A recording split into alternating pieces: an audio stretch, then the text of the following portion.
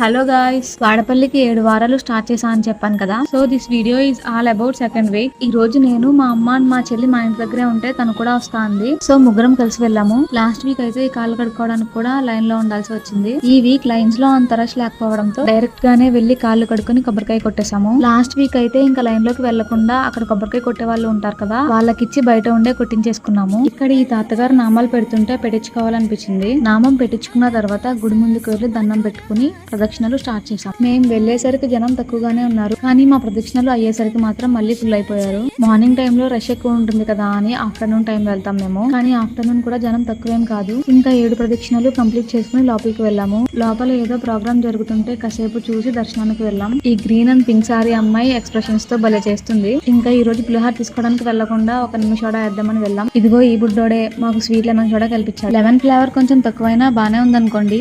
That's all about week 2. Do subscribe.